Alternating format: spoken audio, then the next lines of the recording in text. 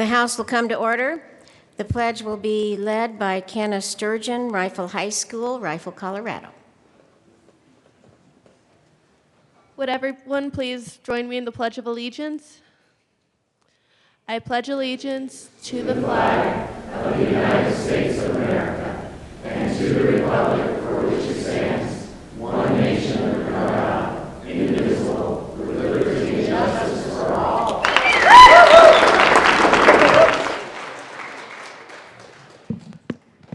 2 seconds, we'll get your certificate and get a picture taken. Mr. Kohler, please call the roll. Representatives Arndt. Becker J. excused. Becker K.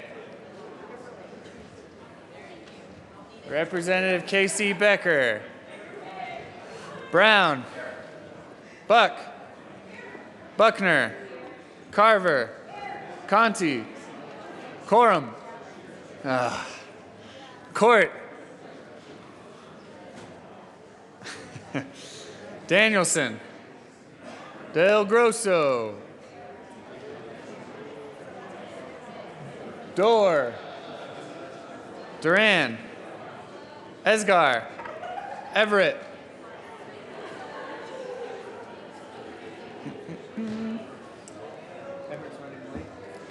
Representative Everett excused. Fields. Representative Fields. Representative Fields excused. Foot. Garnett.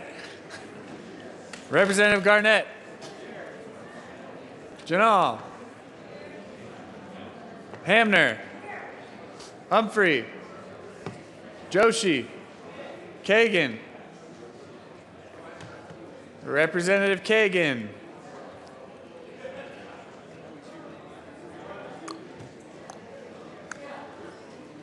There he is. Klingenschmidt. Kraft-Tharp. Landgraf. Lawrence. Lebsock. Lee. Leonard. Lontine.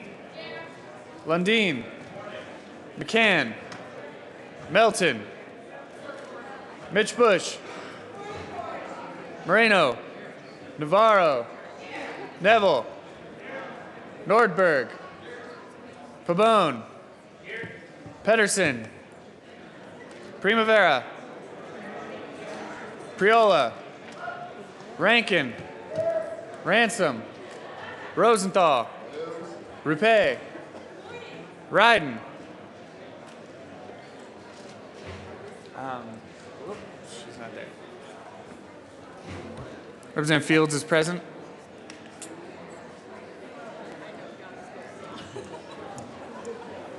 Sane is still sick, I believe.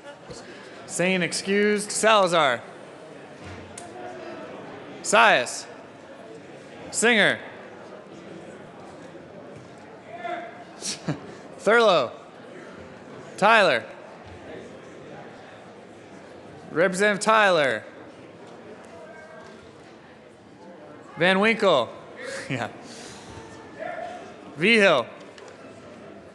Willett. Williams. Wilson. Windholes. Winter. Wist. Representative Everett is present. Representative Wist.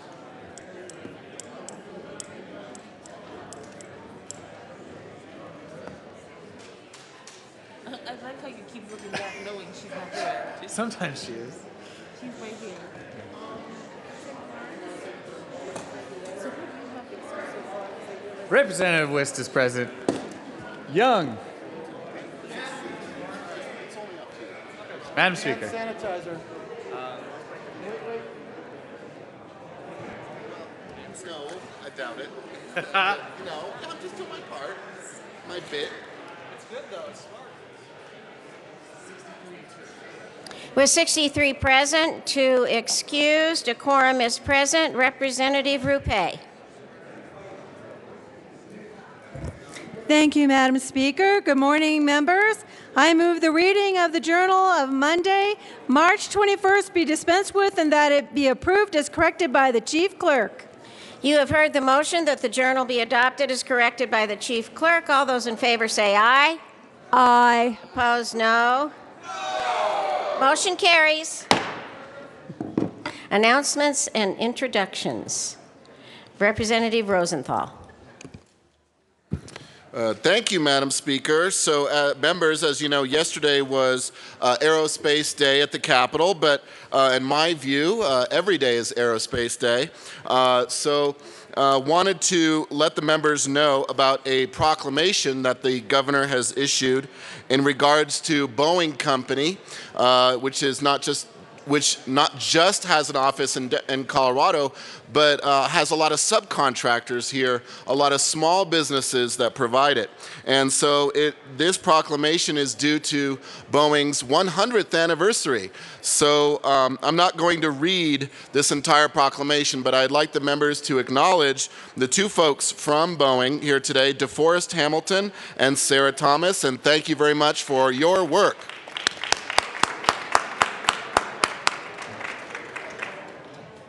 Representative Rosenthal, that's only a $2 fine. Okay. Representative Carver.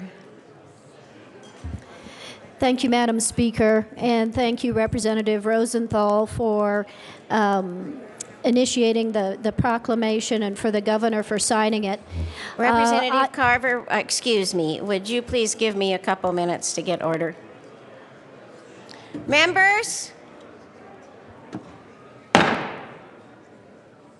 May we please have order in the chamber, and would you please place your attention to the well for a conversation by a respected colleague. Please proceed, Representative Carver. Thank you, Madam Speaker. I am honored to have Boeing in my district. And this is especially important to me because during my 10 years at Air Force Space Command, we really did have a unique public-private partnership between the Air Force and Boeing in building our space launch capacity really from the 1960s on. So I've had the pleasure of many conversations with them, know the great work, and I'm very pleased they're in my district. Thank you. Representative Ryden and Representative Singer. Well, thank you, Madam Speaker. And first, I just want to give a shout out to the Boeing facility that is in my district, in House District 36 in Aurora, home of Buckley Air Force Base. And then, proceeding right on, members, it is time for a senior moment. Members, if you saw the flyer that was on your desk yesterday, you should be getting very concerned about what we see as the changing demographics in Colorado. Just in brief, we will be doubling the number of folks over 65 in a few short years. We will be tripling the number of folks over 85. We have a silver tsunami coming. We need to be paying attention, and we need to be making good policy now so that we are prepared for when we have so many older citizens, of whom many are in this room right now. So folks, please look at your flyer. Look and see where your district is. Please visit your area agency on aging and see all the wonderful things that they're doing for our seniors. Representative Singer. Thank you, Madam Speaker. I guess as long as we're all thanking Boeing, I should thank them for the plane that got me here safely. But the numbers don't lie, folks. This is a serious trend that we can get still ahead of the tsunami on this one, or ahead of the curve. So please take a look at the numbers. It's broken down by region. You can see where things are changing in your specific district. And thank you, members, for your time.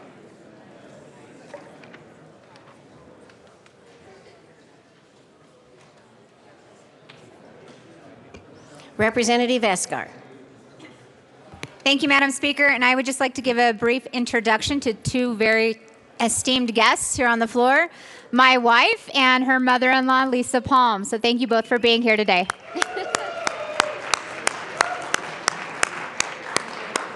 Welcome to the floor. Representative Primavera. Thank you, Madam Speaker. I have one really important guest and a whole lot more really important guests. We have sitting in the back of the chamber in the corner, Mayor Pro Tem from Broomfield, and that's Mayor Pro Tem Greg Stokes. I'd like you to welcome him. Representative Primavera, please Thank proceed. you. And I also would like you to welcome the Broomfield Teen Council. These are the teenagers that are sitting here on the side, if they would stand up. The Broomfield Teen Council helps Broomfield address teen issues of youth. They meet every other Monday. They devote a lot of time. They come from Holy Family High School, Fairview, Broomfield High School, and Legacy High School. The most important issue that they told me that they're working on right now is to raise awareness about texting and driving, and I think we should applaud those efforts. So thank you for being here today.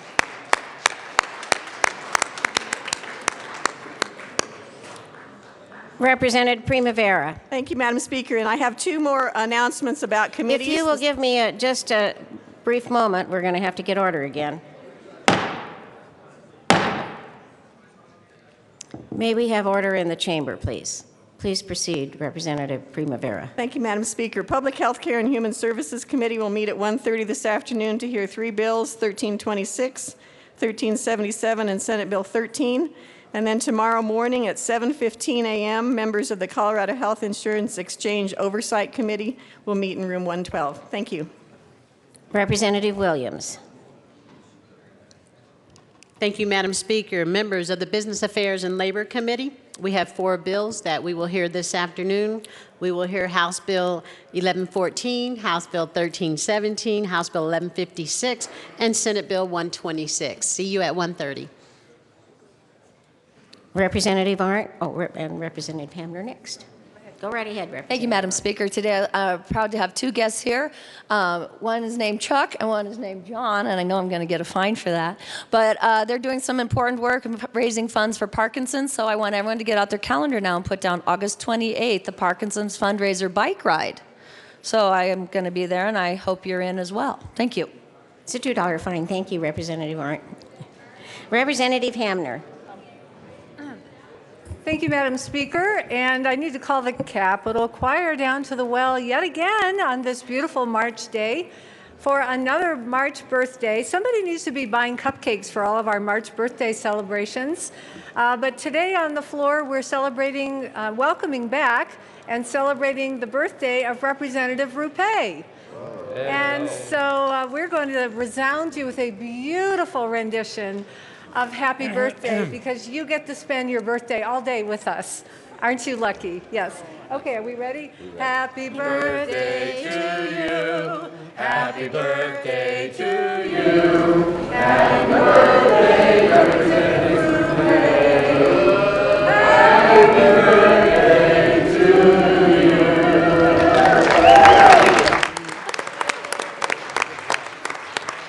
Those of us born in October don't get that. Representative Kagan. Representative Kagan. Members of the House Judiciary Committee and all those interested in Representative Melton's threats to persons at post-secondary institutions, House Bill 1307, has been, at the sponsor's request, laid over for hearing at a future date, so it will not be heard this afternoon. Representative Danielson. May we have your attention, members? Please proceed, Representative Danielson. Thank you, Madam Speaker. Colleagues, I just wanted to, Madam Speaker, I would like to request a moment of silence. This morning, there were some terrible terrorist attacks in Brussels, and dozens of people are dead as a result. And I just think that we should stand silent for a moment and acknowledge the terrible news from across the globe and stand together with them. Moment of silence.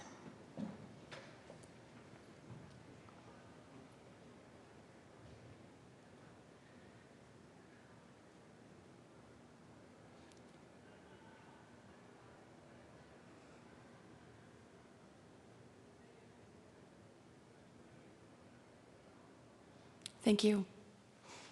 Thank you, members. Are there further announcements and introductions? Seeing none, the next order of business is third reading of bills, final passage. Mr. Kohler, please read the title of House Bill 1228. House Bill 1228 by Representatives Arnton, Becker, Jay, also Senators Donovan and Sonnenberg, concerning alternative transfer mechanism for water rights that protects the agricultural use for which water right was originally decreed by permitting renewable one-year transfers of a portion of the water subject to the water right. Members, we're in third reading. Please take your seats. Madam Majority Leader. Madam Majority Leader. Thank you, Madam Speaker. I move for the passage of House Bill 1228 on third reading and final passage. The question is the passage of House Bill 1228 on third reading and final passage. Seeing no discussion, Mr. Kohler, please open the machine and members proceed to vote.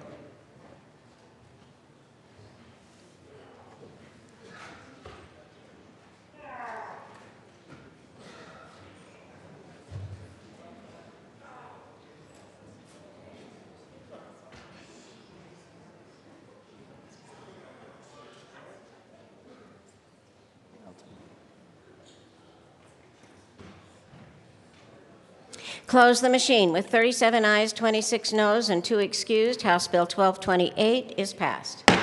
Co-sponsors.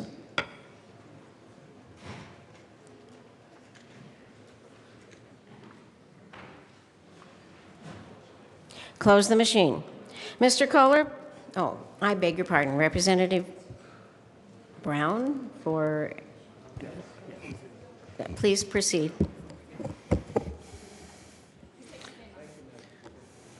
Thank you, Madam Speaker. I would ask that my name be taken off as a co-sponsor of this bill. That is granted. Representative Brown's name will be taken off as a co-sponsor of House Bill 1228. Mr. Kohler, please read the title of House Bill 1258. House Bill 1258 by Representative Melton, also Senator Lumberg, concerning the posting by court clerks of process when a respondent is served by publication. Madam Majority Leader. Thank you, Madam Speaker. I move for the passage of House Bill 1258 on third reading and final passage. The question is the passage of House Bill 1258 on third reading and final passage. Seeing no discussion, Mr. Kohler, please open the machine and members proceed to vote.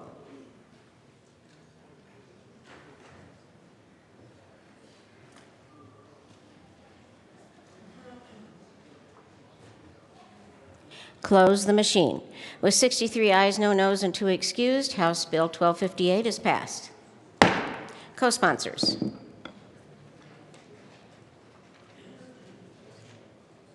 Close the machine. Mr. Kohler, please read the title of Senate Bill 51. Senate Bill 51 by Senators Johnston and Lundberg, also Representative Melton, concerning increasing judicial discretion regarding the imposition of consecutive sentences for violent crimes. Madam Majority Leader. Thank you, Madam Speaker. I move for the passage of Senate Bill 51 on third reading and final passage. The question is the passage of Senate Bill 51 on third reading and final passage. Seeing no discussion, Mr. Kohler, please open the machine and members proceed to vote.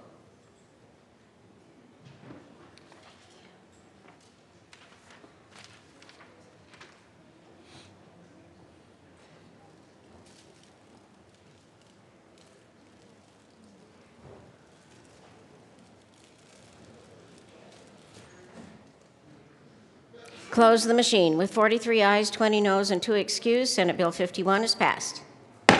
Co-sponsors.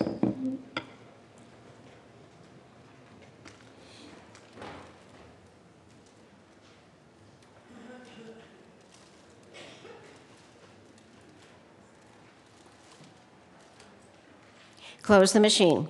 Mr. Kohler, please read the title of House Bill 1316. House Bill 1316 by Representative Rosenthal, also Senator Cook, concerning the procedures for changing venue for proceedings related to a child placed in legal custody of a county Department of Social or Human Services. Madam Majority Leader. Thank you, Madam Speaker. I move for the passage of House Bill 1316 on third reading and final passage. The question is the passage of House Bill 1316 on third reading and final passage. Seeing no discussion, Mr. Kohler, please open the machine and members proceed to vote.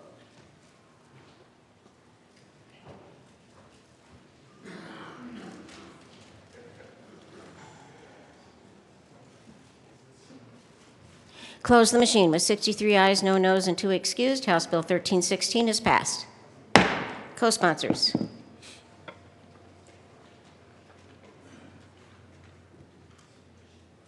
Close the machine. Mr. Kohler, please read the title of Senate Bill 68. Senate Bill 68 by Senator Donovan, also Representatives Esgar and Willett, concerning wearing fluorescent pink garments to hunt big game. Madam Majority Leader. Thank you, Madam Speaker. In the honor of wearing pink today, I move for the passage of Senate Bill 68 on third reading and final passage. Sorry, I forgot my pink. The question before us is the passage of Senate Bill 68 on third reading and final passage.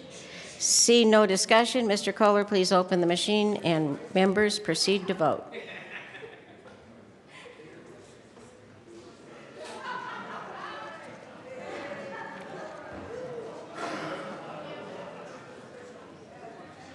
Close the machine. With 58 ayes, 5 noes, and 2 excused, Senate Bill 68 is passed. Co-sponsors.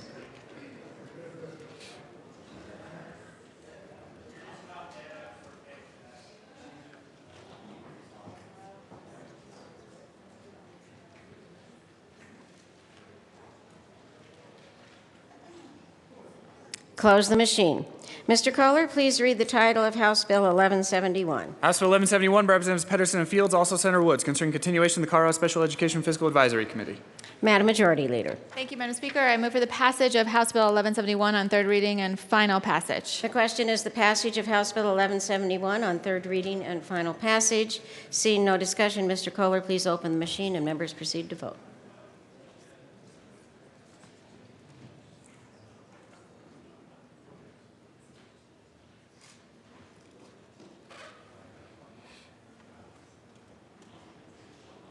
Close the machine. With 54 ayes, 9 noes, and 2 excused, House Bill 1171 is passed.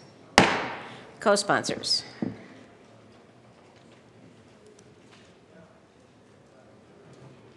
Close the machine. Mr. Kohler, please read the title of House Bill 1177. House Bill 1177 by Representatives Buckner and Pedersen, also Senator Hill, concerning the continuation of the Council of Higher Education Representatives. Madam Majority Leader. Thank you, Madam Speaker. I move for the passage of House Bill 1177 on third reading and final passage. The question is the passage of House Bill 1177 on third reading and final passage. Seeing no discussion, Mr. Kohler, please open the machine and members proceed to vote.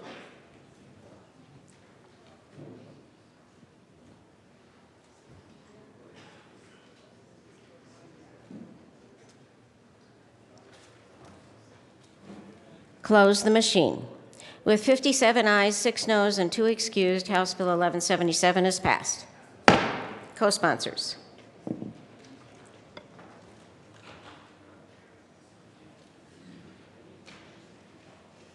Close the machine. Mr. Kohler, please read the title of House Bill 1088. House Bill 1088 by Representative Dorr, also Senator Roberts, concerning the authorization for Fire Protection District to impose an impact fee on new development in connection with enacting the Public Safety Fairness Act. Madam Majority Leader. Thank you, Madam Speaker. I move for the passage of House Bill 1088 on third reading and final passage. The question is the passage of House Bill 1088 on third reading and final passage. Seeing no discussion, Mr. Kohler, please open the machine and members proceed to vote.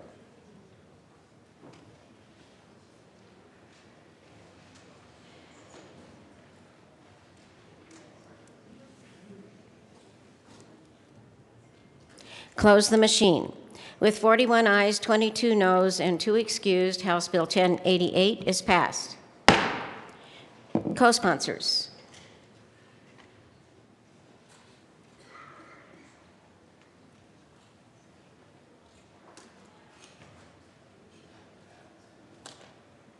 Close the machine.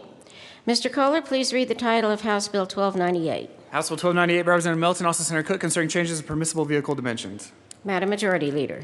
Thank you, Madam Speaker. I move for the passage of House Bill 1298 on third reading and final passage. The question is the passage of House Bill 1298 on third reading and final passage. Seeing no discussion, Mr. Kohler, please open the machine and members proceed to vote.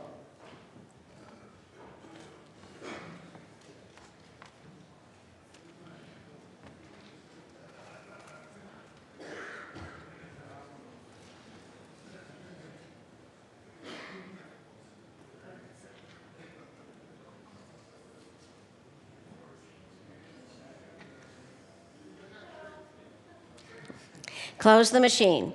With 53 ayes, 10 noes, and 2 excused, House Bill 1298 is passed. Co-sponsors.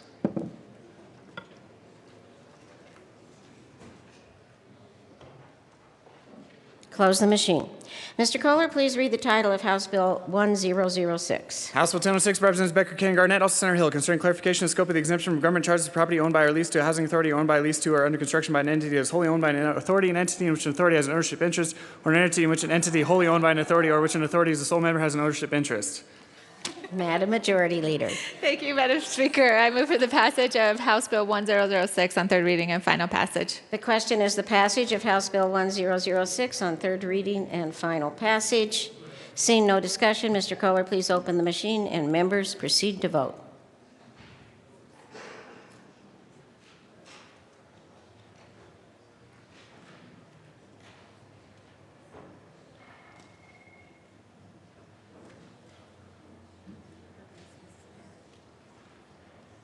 Close the machine. With 48 ayes, 15 noes, and 2 excused, House Bill 1006 is passed. Co-sponsors.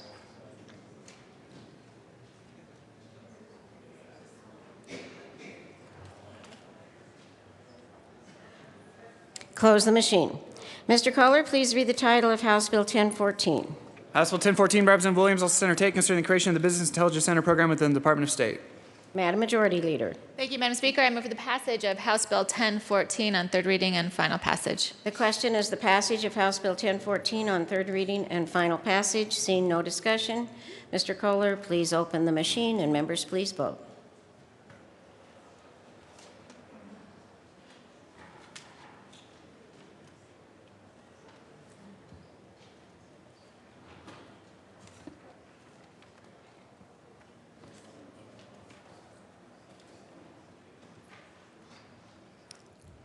Close the machine.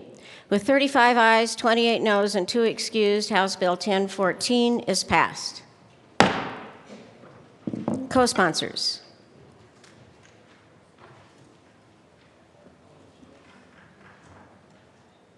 Close the machine. Mr. Kohler, please read the title of House Bill 1173. House Bill 1173, Representative Mitch Bush, also Senator Scott, concerning the continuation of the regulation of vessels by the Department of Natural Resources. Madam Majority Leader. Thank you, Madam Speaker. I move for the passage of House Bill 1173 on third reading and final passage. The question is the passage of House Bill 1173 on third reading and final passage. Seeing no discussion, Mr. Kohler, please open the machine and members proceed to vote.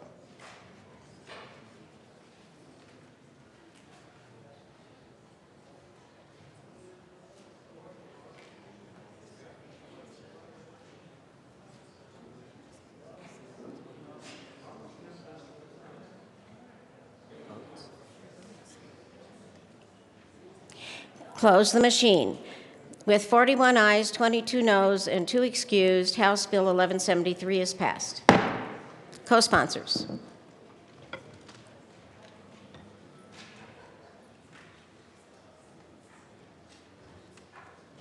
Close the machine. Mr. Kohler, please read the title of House Bill 1266. House Bill 1266, Representative Becker Kay, also Senator Cook, concerning the Department of Revenue's authority over marijuana that contains chemical contaminants in connection with making an appropriation. Madam Majority Leader. Thank you, Madam Speaker. I move for the passage of House Bill 1266 on third reading and final passage. The question is the passage of House Bill 1266 on third reading and final passage. Seeing no discussion, Mr. Kohler, please open the machine and members proceed to vote.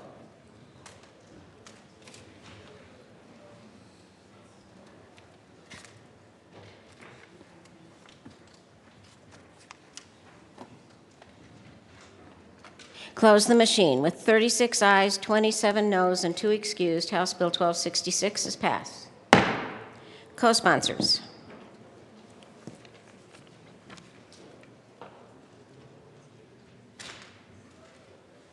Close the machine. Mr. Kohler, please read the title of House Bill 1350. House Bill 1350, Representative Young, also Senator Grantham, concerning the Department of Higher Education's authority to make transfers relating to governing boards fee-for-service contracts for specialty education. Madam Majority Leader.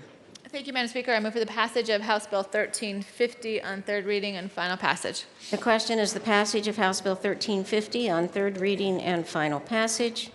Seeing no discussion, Mr. Kohler, please open the machine and members proceed to vote.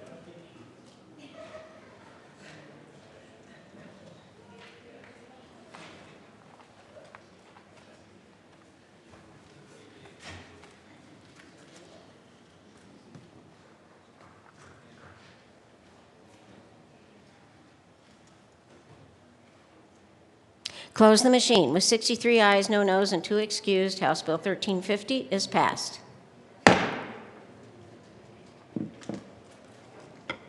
Co-sponsors.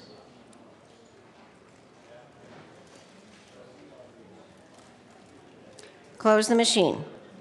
Mr. Kohler, please read the title of House Bill 1352. House Bill 1352, Representative Hamner, also Senator Grantham, concerning the appropriation of monies from the State Museum cash fund for the benefit of facilities owned and operated by the State Historical Society in connection with making an appropriation. Madam Majority Leader. Thank you, Madam Speaker. I move for the passage of House Bill 1352 on third reading and final passage. The question is the passage of House Bill 1352 on third reading and final passage. Seeing no discussion, Mr. Kohler, please open the machine and members proceed to vote.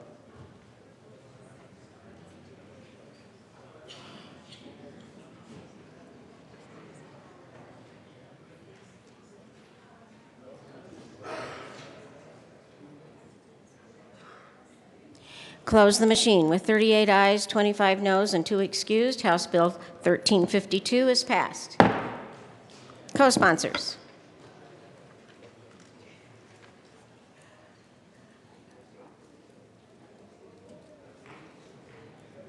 Close the machine. The next order of business is General Order, second reading of bills. Representative Singer. Thank you, Madam Speaker. I move the House now resolve itself to the Committee of the Whole for consideration of general orders. You have heard the motion. Seeing no objection, Representative Singer will take the chair.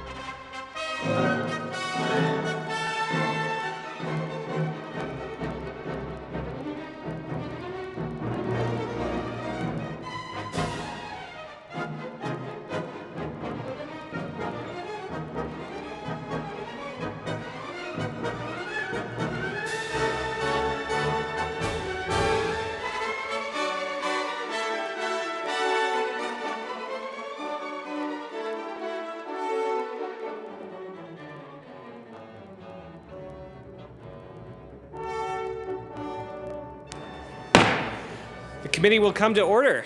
With your unanimous consent, the bills will be read by title unless there is a request for a reading at length. Committee amendments will not be read unless requested, as they are printed in your bill folders. Floor amendments will be shown on the screen and on your iPads and not read unless requested. Bills will be laid over upon motion of the Majority Leader, and the coat rule is relaxed. Mr. Assistant Majority Leader. Thank you, Mr. Chair. I move to proceed out of order for the immediate consideration of House Bill 1001. Are there any objections? Seeing none, the committee will proceed out of order for consideration of House Bill 1001. Mr. Kohler, please read the title of House Bill 1001. House Bill 1001 by Representatives Danielson and Buckner, concerning a requirement that a business performing work for the state pursuant to a state contract comply with equal pay standards. Representative Danielson. Thank you, Mr. Chair. I move House Bill 1001 and the committee report. To the Business Committee report. Thank you, Mr. Chair. We did do a strike below in the Business Committee that just tightened up the language to better reflect the intent of the bill. We added transgender to the protected class and made a few other slight changes, but basically just kind of tightened the bill up, and it passed out of committee. So we're good to go. Is there any further discussion on the committee report? Seeing no discussion on the Business Committee report, the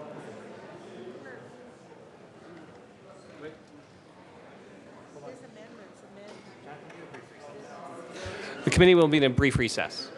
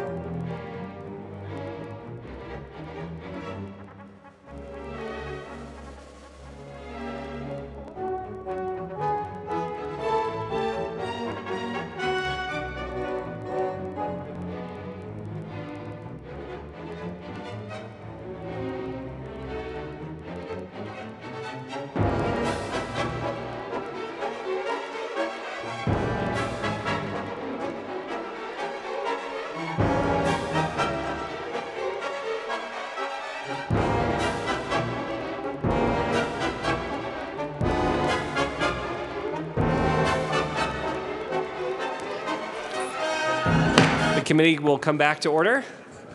Is there any further discussion on the committee report? It looks like there is. Representative Danielson. Thank you, Mr. Chair. I would like to move Amendment L010. L010 has been moved and is properly displayed. To the amendment, Representative Danielson. Thank you, Mr. Chair. When we were in the Business Committee, we heard from the contractors that we could make a slight change that would further clarify the intent of the bill so that subcontractors and contractors would both be held liable to these standards separately. So we're just inserting on page 2, line 25, after the word require, insert through contract, just to clarify the intent of the bill. Is there any discussion on Amendment L010? Representative Wist. Thanks, Mr. Chair. Just a clarification, Representative, is this to page 2, line 25 of the strike below? Representative Danielson. Thank you, Mr. Chair. Yes, Representative, it is. Is there any further discussion on Amendment L010? Representative Wist. Thank you, Mr. Chair. Representative Danielson, perhaps you can help me with the precise line that you're amending. I don't see that. Representative Danielson. Thank you, Mr. Chair. On page 2,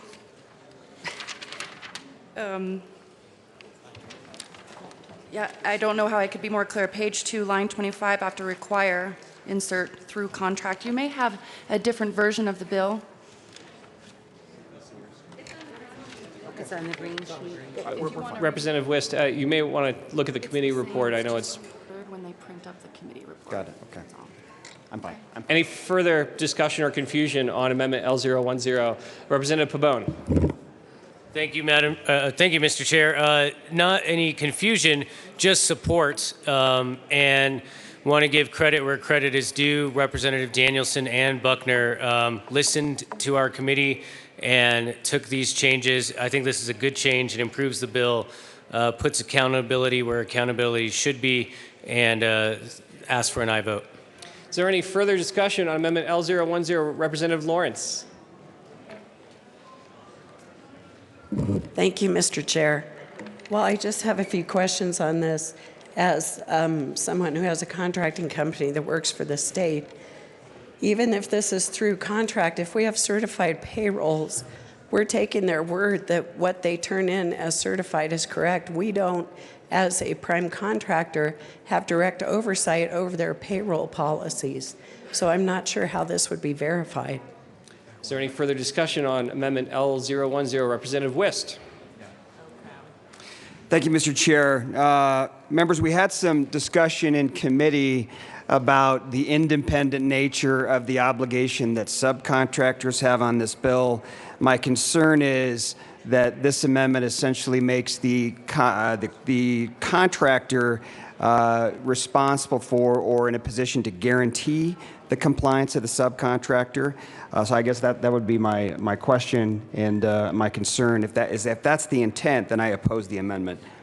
Is there any further discussion on Amendment L010? Representative Danielson. Thank you, Mr. Chair. No, like I stated before, the intent of the amendment is to hold them accountable separately, which was the request in committee because the language that we had originally in the bill in the strike below wasn't adequate, and that was the specific language that was requested. Representative Lawrence.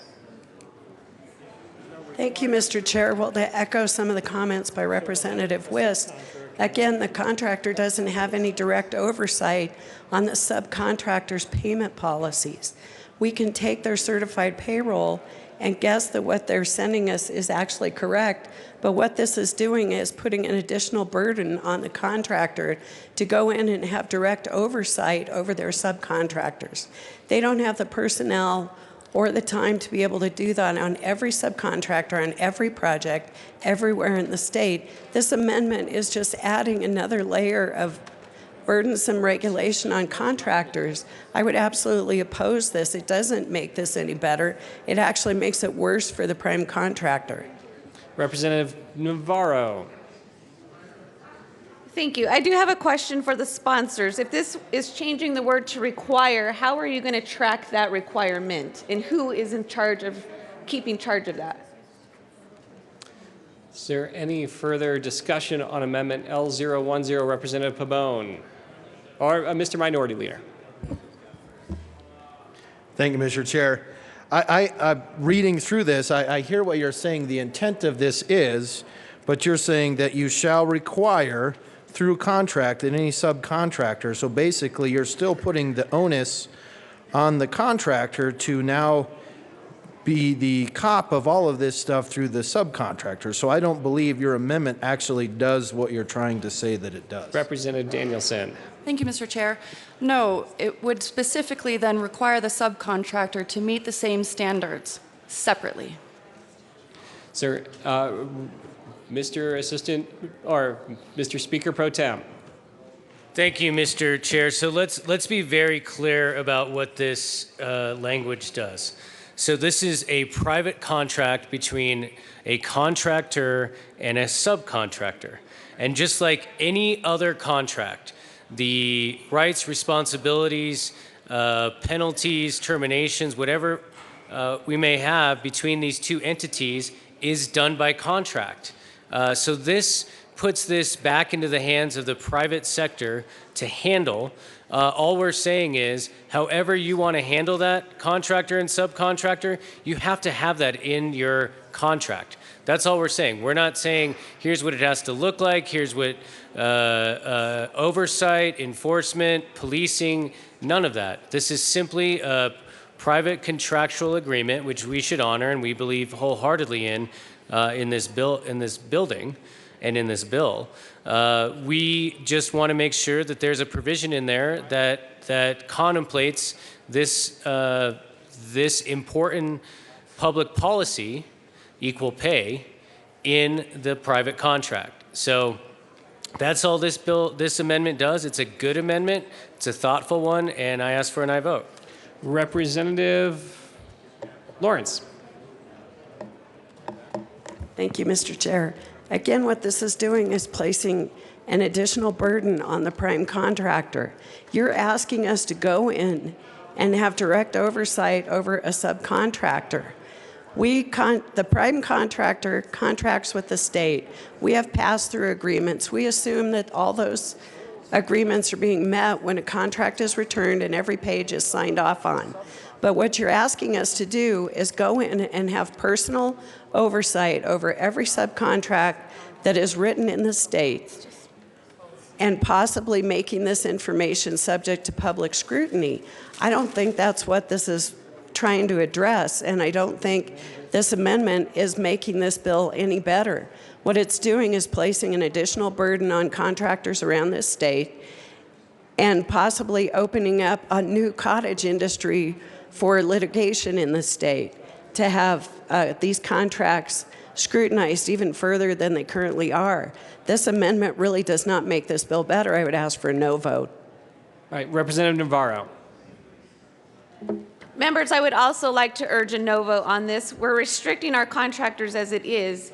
This is now adding another burden of requirement to those contractors and also to the subcontractors. Why are we adding more burdensome requirements to this bill that's already full of requirements? Is there any further discussion on Amendment L010? Representative Wist. Thank you, Mr. Chair. I think that we have some ambiguity with respect to the drafting here because the language in line 24 is talking about the contract that exists between the entity and the state. Here in this amendment, we're talking about a private contract. So I would offer as an amendment that the language clarify that we're talking about a private contract between the contractor and the subcontractor as opposed to the contract between the state and the general contractor. Is there any further discussion?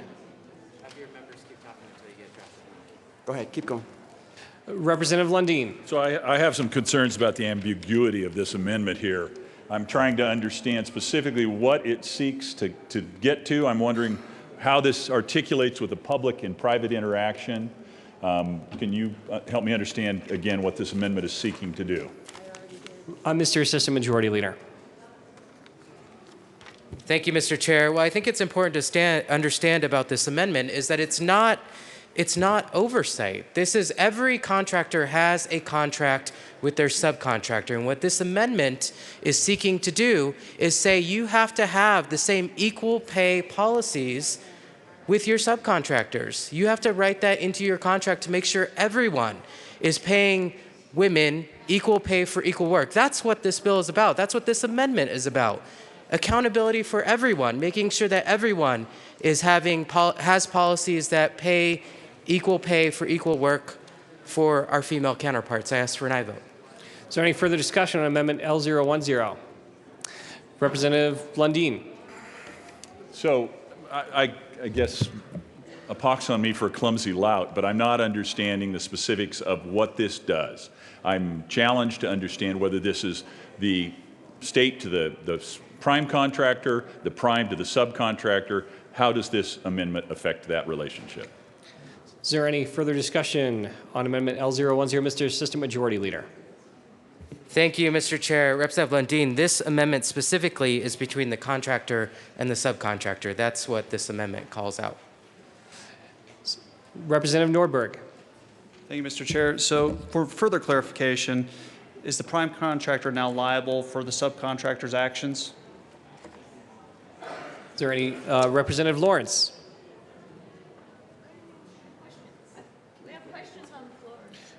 Representative Lawrence. Thank you, Mr. Chair. Again, to restate Representative Nordberg's question, if a prime contractor has a contract with the state, they pass those requirements through to the subcontractors. It's not specifically a private contract because that subcontractor is also working on a state contract through the prime contractor.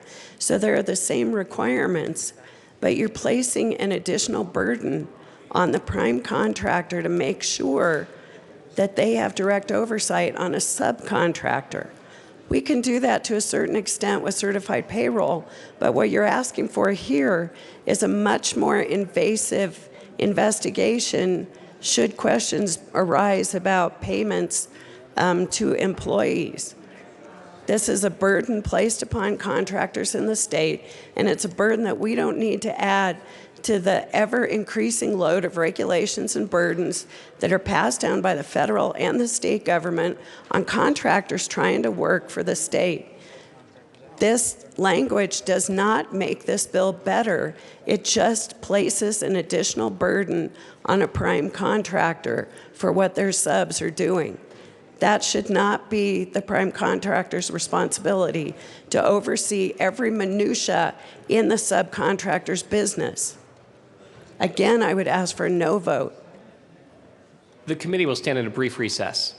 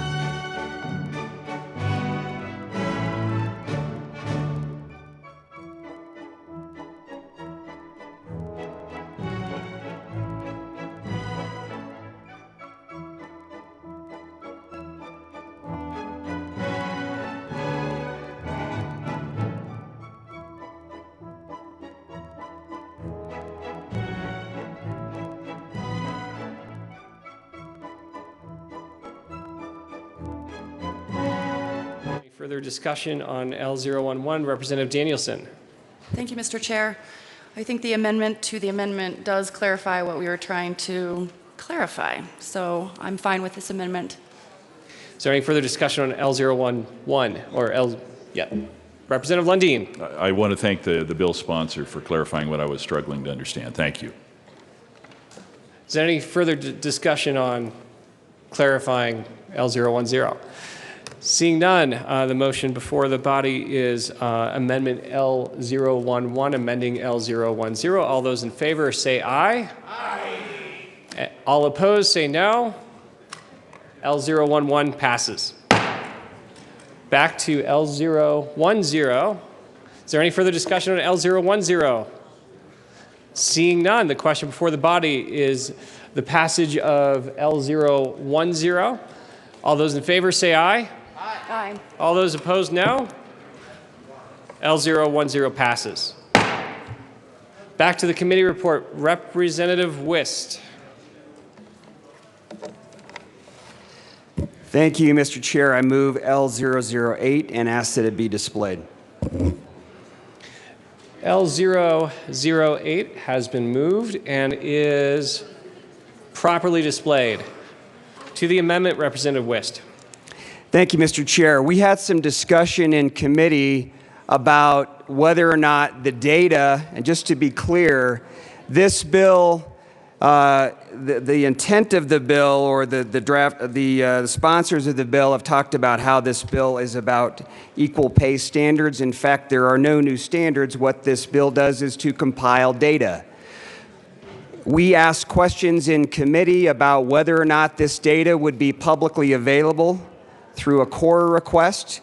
The response or at least the impression I came away with, was that the intent was not that the data would be publicly available. This is certainly sensitive, proprietary, confidential information.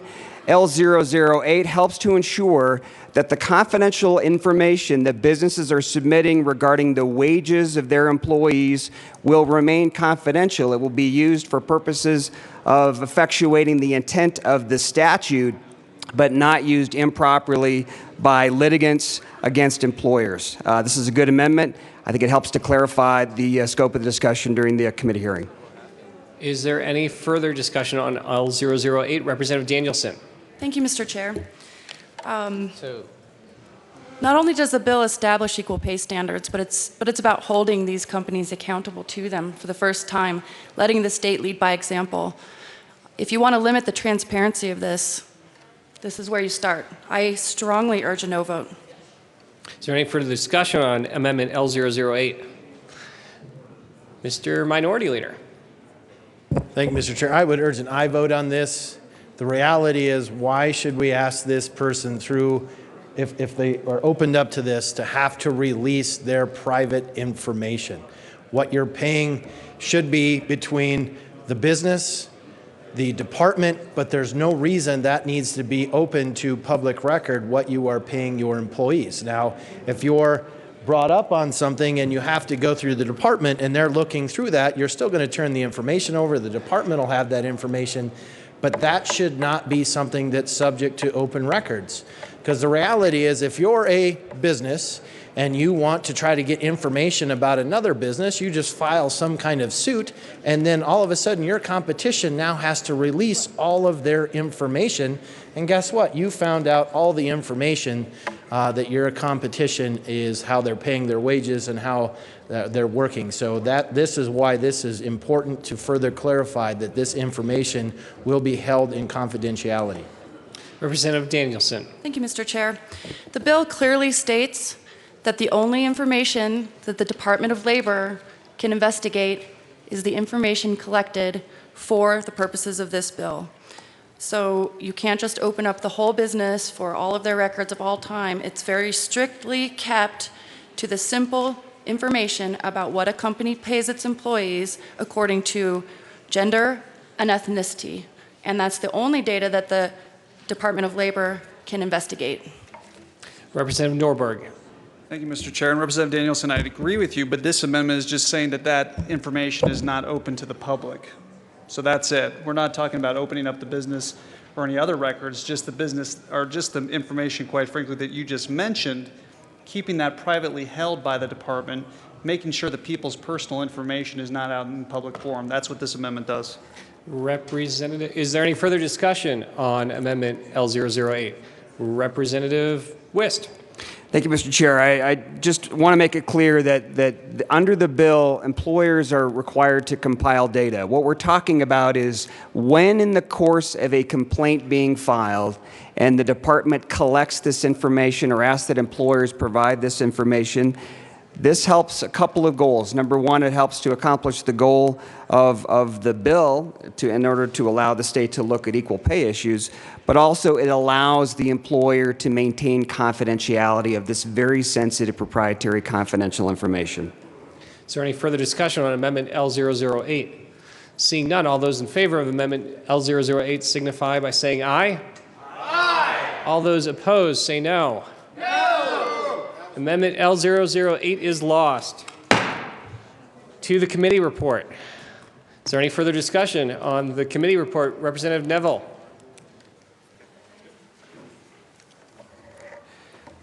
Thank you, Mr. Chair. I move L012 and ask that it be displayed on the screen. L012 has been moved and is properly displayed. To the amendment, Representative Everett. Thank you, Mr. Chair. So, as we're looking at discrimination here, we got to make sure that all our bases are covered. So when we're looking at wage discrimination, just because you don't belong to a labor union, you should not be discriminated against in your wages. So if you're a closed shop.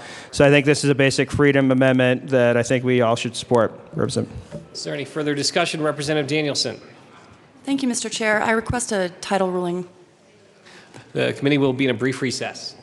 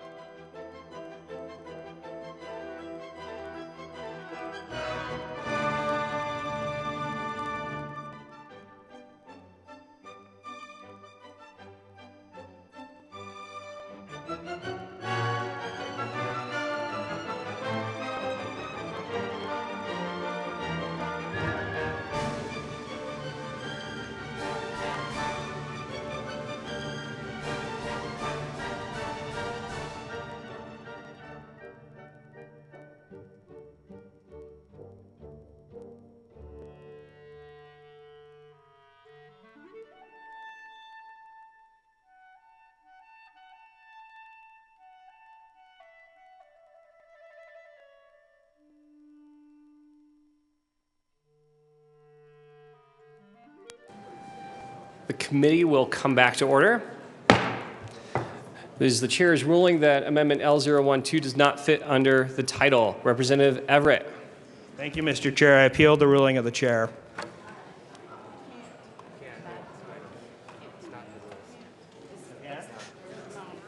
That, based on Maryland's head shakes, that motion is out of order. We're back to the Business Committee report. Is there any further discussion on the committee report? Seeing no further discussion on the Representative Wist. Thank you, Mr. Chair. I think we need to spend a little time, members, talking about the substance of the bill. Representative Wist, let's talk about the committee report, which was a strike below, but Representative Wist. Thank you, Mr. Chair. The strike below, the committee report is the strike below and therefore goes to the substance of the bill. Please proceed, Representative Wist. Thank you, Mr. Chair. Members, we have 2 federal statutes and 2 state statutes on the book that deal with equal pay. So it's not as if we're treading new ground here. May I also add that there have been repeated references to new standards that this bill contains in terms of equal pay. And I challenge our sponsors to please show us what those new standards are. They do not exist. They are not in this bill. This bill is not about equal pay standards. It's not about blazing any new ground. This bill is simply about compiling data, and that's it. It's about compiling data that will be used to shame employers, that will be used in litigation, that will be used against employers. So I would ask the sponsors to please provide us information that this bill actually is accomplishing anything meaningful in terms of equal pay. Is there any further discussion on the committee report? Seeing none, the question before the body is the passage of the Business Committee report. All those in favor say aye. Aye. All those opposed, no. No. The committee report passes. To the bill, Representative Buckner. Thank you. I am still very proud to be a co-sponsor of HB 1001. The Equal Pay in State Contracts Act ensures that our tax dollars go to companies that give women equal pay for equal work. I'm proud to say that every single Democrat is a co-sponsor of this bill. Pay discrepancies based on gender are not unique to Colorado. This is a national issue, and I believe Colorado should be a leader in fighting for equality across the board.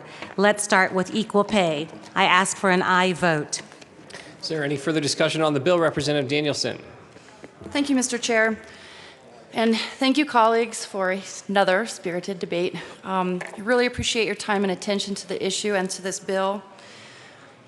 This bill is about equal pay for equal work. Colorado lags behind the average, the national average for the fair treatment of employees. Right now in our state, women earn only 80 cents for the dollar that a man earns for the same job. This bill, the Equal Pay in State Contracts Act, is a plan requiring businesses that receive state contracts to give women equal pay as men for the same work. It is high time that women and men get paid equally for the same jobs.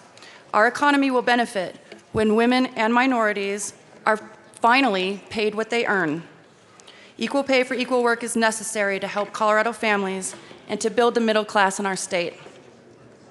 The Equal Pay in State Contracts Act is our opportunity to set a strong equal pay standard and let the state of Colorado lead by example, to make sure that our taxpayer dollars always go to those companies that pay their workers fairly, regardless of gender or ethnicity. Equal pay in state contracts is one piece of a larger effort that will help bridge the wage gap. In other states this very year, several equal pay measures have passed, some with very, very strong bipartisan support. This is our first step towards bridging that wage gap. This is our opportunity to take a step forward. I respectfully urge an aye vote on House Bill 1001. Representative Navarro. Thank you, Mr. Chair. I would like to ask the sponsors, where in this bill does it ensure equal pay for women? Representative Danielson. Thank you, Mr. Chair. Thank you, Representative Navarro. The standards that we set begin on page 1, line 14. There's 6 of them, and they continue through page 2 on line 23. If you would like me to read them aloud, I'm happy to do so. Representative Navarro. Representative Danielson, I would appreciate that if you could highlight where it distinctly says equal pay for equal women. It doesn't. Representative Danielson. It doesn't say equal pay for equal women, but what it does say is that you cannot discriminate against an employee or pay them differently solely on the basis of their race, creed, color, sex, sexual orientation, transgender status, religion, age, national origin, or ancestry for substantially similar work. That's the first standard. The second one says that you can't pay the, and it also makes exceptions for the quality or quantity of production, a seniority system, a merit system to allow for differences in production by the employee. On page 2, it says that the employees of the business cannot be disciplined for sharing information regarding employee compensation with other employees of the business.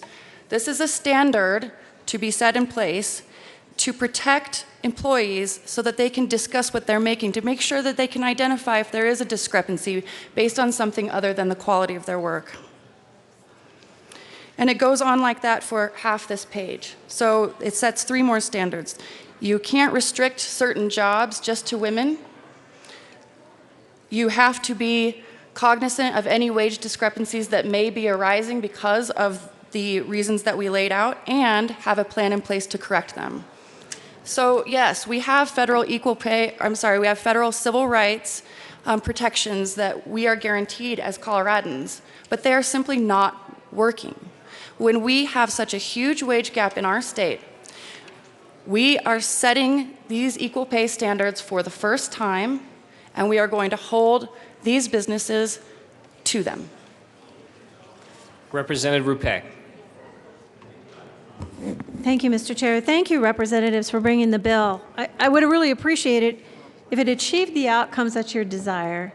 Having been the person that's been subjected to unequal pay, I look at this and I'm trying, even though you have data and you collect it, it does not do anything to ensure income. In fact, we already have much of this language already in state statute as well as federal statute. So I go back to the fact that we still don't have anything in this whole process that will help us. It's vague. It sometimes is putting most of the burden back on the original employers as originally put out in the law. There is no certainty whatsoever. Representative Danielson. Thank you, Mr. Chair. Thank you, Representative Rupe. What we're talking about is taking a first step for the very first time of putting strong equal pay standards in place for those companies that our tax dollars go to.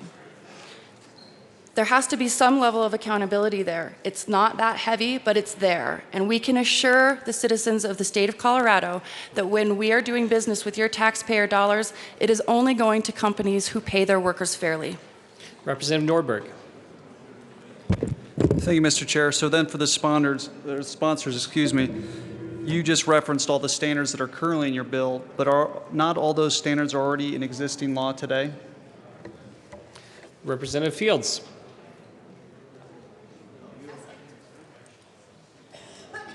Thank you, Mr. Chair. Members, as a responsibility as lawmakers, we need to make sure that we never, ever, ever surrender to any inequities that we see in the workplace, ever.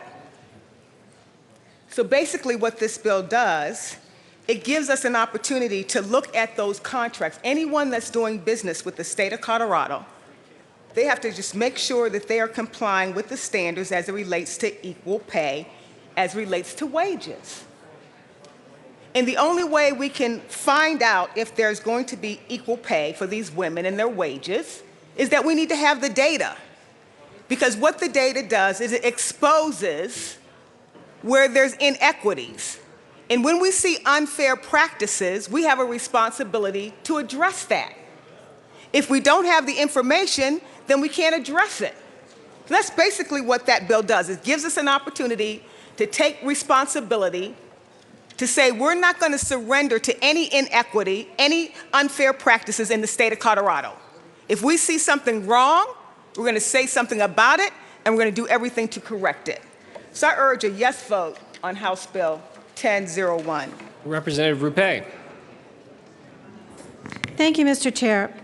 Representative Fields, I feel the pain. And I can tell you, this is not accomplishing that outcome. Collecting data and making the individual employers responsible for doing the data collection does no way change the fact that they have to do this self-certification and you have to know something. Second of all, what I do know is that there's inconsistencies. We place the employers in a position of collecting data that is not permitted by federal law with this statute. And so now they're damned if they do and they're damned if they don't, and we still have failed to achieve equal pay. I want women to have equal pay. I would love to see something that really would achieve something to that end, but that certainly doesn't do it. I would ask for a no vote. Representative Nordberg. Thank you, Mr. Chair. And members, you'll note that when I asked that are all the standards in this bill that Representative Danielson was kind enough to reference, are those already existing standards? And there was no response. And now I certainly appreciate the intent in which the sponsors are bringing this legislation, but the fact is the answer to my question was not there because this bill does nothing new. There is no new equal pay law in this bill. And that begs the question, why is existing law not sufficient? We currently have the Colorado Anti-Discrimination Act. We have the Colorado Wage Equality Act. We have the Title VII of Federal Civil Rights Act and the Federal Equal Pay Act. Now with this bill, we have a fifth standard on top of all those that more or less cherry picks from existing laws and establishes something that is very vague that we're asking contractors to comply with or else face contract cancellation or harsh penalties. Members, this does nothing new. Representative Danielson. Thank you, Mr. Chair. Thank you, Representative Nordberg. I'll just repeat what I said before. No, these standards don't exist in state statute. That's why we're so proud to bring this bill forward, is that we would be setting forward a new set, a strong set of equal pay measures that we would be requiring companies who do business with the state of Colorado to meet. So we do have, as I mentioned before, federal laws that protect Coloradans when it comes to discrimination, but they are not working. And so we need to allow the state of Colorado to lead by example, to certify that when I can go out into my community, into my district, I can look my constituents in the face and say, because we passed House Bill 1, I can assure you that your taxpayer dollars are only going to companies that treat their workers fairly. These are new standards that don't currently exist. They are necessary because we would like to say that Colorado is a shining example of good businesses who treat their workers fairly. Representative Wist.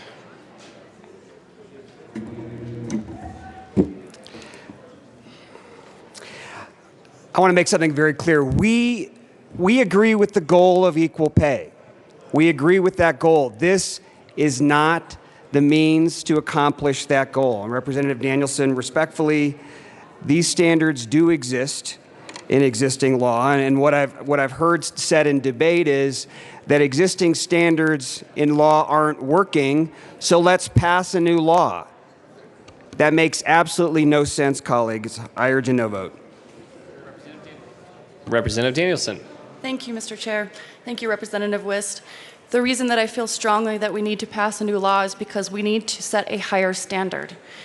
The current laws are not working, so we have the opportunity to fix it. We have the opportunity to go out into the world and say, we in Colorado, we do things better here, and here is proof. Representative Salazar. Thank you, Mr. Chair. This is not current law. Let's be clear about that. Current law prohibits unequal pay for equal work.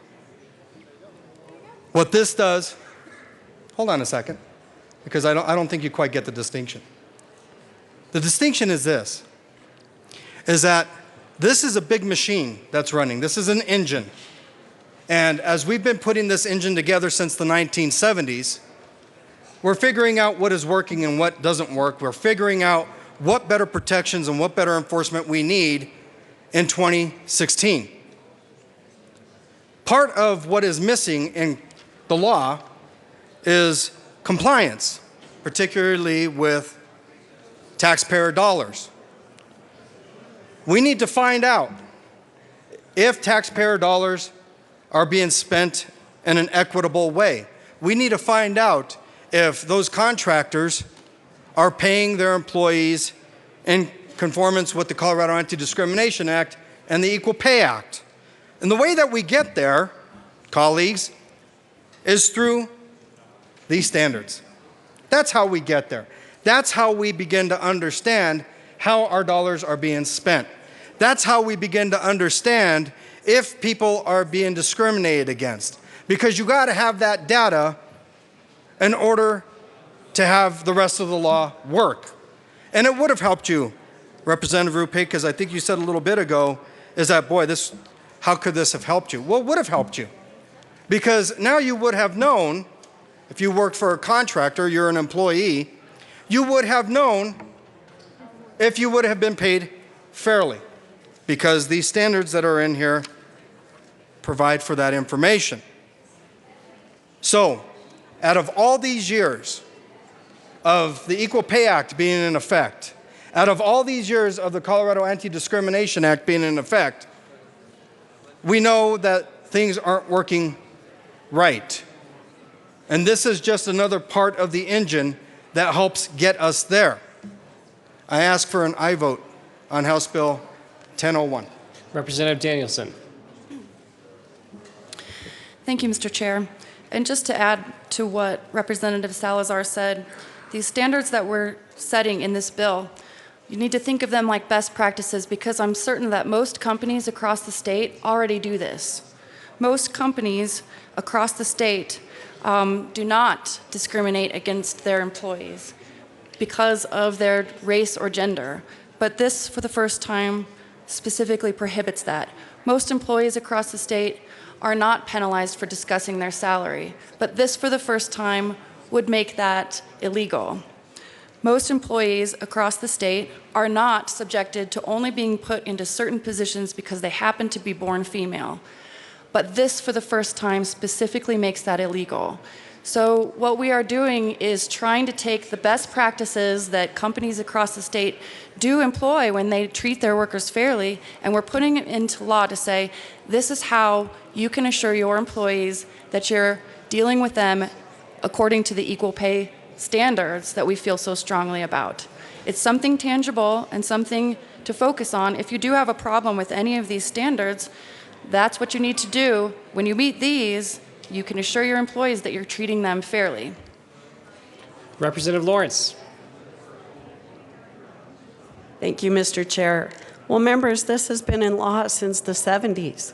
You cannot discriminate based on sex or ethnicity.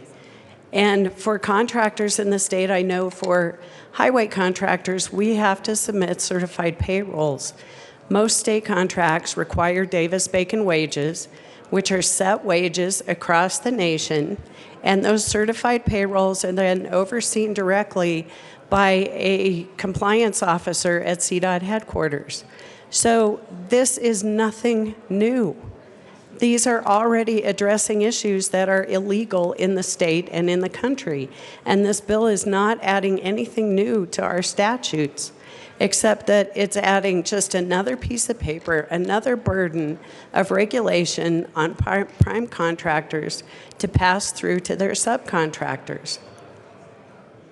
Members, the vast majority of companies in this state comply with wage laws. I'm not going to say that 100% because there's always a bad apple. But what we're talking about here, and I will speak specifically for contractors who work with CDOT, we have wage compliance laws that we have to meet. And we meet those with certified payrolls that are, again, they are verified by state compliance officers. This is nothing new. This has been in statute. It's been in law since the 70s. I would ask for a no vote. We don't need additional regulations and burdens for the state of Colorado. Representative Buckner. Thank you. Thank you, Representative Lawrence. And I want to thank everyone for all the comments you're giving us and the suggestions. But, you know, Representative Lawrence, something is still wrong. Yes, most employers are doing the right thing. But unfortunately, there are still too many companies out there who are not doing the right thing. When we had our stakeholder meetings, so many women and men came to us to tell us that they are still not being paid equally. Colorado is 13th in the United States when it comes to the gender wage gap. So, unfortunately, somebody's still not getting paid what they're worth. African American women make 63.6 cents for every dollar a white non-Hispanic man makes. Latina women even make less than that. So yes, a lot of companies are doing the right things, but for those companies who are not, it's not fair to those employees, be it men, women, to not be paid fairly. So somebody's not doing what they're supposed to do. Representative Rupé. Thank you, Mr. Chair. We absolutely, at least speaking for myself, agree that equal pay is an issue. This bill is not going to achieve the outcome that you so intently desire. Further, it actually puts our business community in a greater liability because if we pass this law, they're either in violation of a federal law, an existing state law, plus this law. So now we confuse the business community and we have created a problem that goes beyond just collecting data. Members, I urge a no vote simply because we have to go back and look at what is the right solution to the problem, not a solution to the problem. I urge a no vote. Representative Court. Thank you, Mr. Chair. Colleagues, we're not doing this bill for ourselves. We're not even doing this bill for a whole lot of grown-ups. We're doing this bill for the young women, like the girls from Steele Elementary who are in the gallery right now. This is for you. Representative Danielson, if you have any other students in the gallery, or Wist, we'll let Representative Wist go and see if you can top that. I cannot top that. Welcome, ladies. Thank you, Mr. Chair. Representative Buckner, we agree with you and your goal. We do. We do sincerely agree. And I know in your stakeholder process, you collected information that does point to some inequities and some inequality. And we agree that those need to be addressed. And I want to make sure that we're very clear about that. This bill does not accomplish that. And as I've said in debate today, this bill adds nothing new. And the more I think about it, it does add one thing new. And that's underscored by the opposition to the amendment that I previously offered. If we're truly trying to address inequity in terms of pay in the workplace, why would we make this data publicly available? And what's new about this bill is we're going to compile data on employers in terms of how they pay employees in a variety of categories, and we're going to wrap that up with a bow, and we're going to give it to the plaintiff's bar to sue employers in discrimination cases. That's the new thing that this bill adds. Is there any further discussion on House Bill 1001, Representative Danielson? Thank you, Mr. Chair. Representative Rupe and Representative Wist brought up a really good point. Will this bill alone bridge the wage gap? And the answer is no. This bill alone will not bridge the wage gap. This will not achieve the goal that I laid out in the front end of our discussion. But it is one piece of a puzzle put together that will help. It is one small step that we as legislators can take to ensure the public that when the state of Colorado is doing business with your hard-earned taxpayer dollars, you can feel certain that those companies are companies that treat their workers fairly. If we vote yes today, we are taking a step, albeit a small step, but an important step forward to bridging the wage gap. It is a plan that requires businesses that receive state contracts to give women equal pay as men for the same work. It is ensuring the taxpayers that when we do business with their dollars, we are only doing business with companies that treat their workers fairly. And I believe that is a worthy step forward. So I urge and I vote on House Bill 1001. Is there any further discussion on House Bill 1001? Seeing none. The question before the body is the passage of House Bill 1001. All those in favor say aye. Aye. All those opposed, no. No. House Bill 1001 passes. Mr. Kohler, Mr. Assistant Majority Leader. Thank you, Mr. Chair. I move to proceed out of order for the immediate consideration of House Bill 1353. Is there any objection for the immediate consideration of House Bill 1353? Seeing none. Mr. Kohler, please read the title of House Bill 1353. House Bill 1353, Representatives Duran and Del Grosso, also Senators Sheffel and Guzman, concerning payment of expenses of the Legislative Department. To the committee report, Representative Del Grosso. Thank you, Mr. Chair. I move House Bill 1353 and the Appropriations Report. To the Appropriations Report, Representative Del Grosso. Thank you, Mr. Chair. The Appropriations Report was basically just a clarifying amendment, so I urge an aye vote. Is there any further discussion on the Appropriations Committee report? All those, seeing none, all those in favor say aye. Aye. All those opposed, no. The Appropriations Report passes. To the bill, Madam Majority Leader. Thank you, Mr. Chair. Members of the good bill vote yes. It's for the Legislative Department. Is there any further discussion on House Bill 1353? Seeing none, all those in favor of House Bill 1353 say aye. Aye. Aye. Those opposed, no. Close one. House Bill 1353 passes. Mr. Assistant Majority Leader. Thank you, Mr. Chair. I move the committee rise and report. You have heard the motion. Seeing no objection, the committee will rise and report.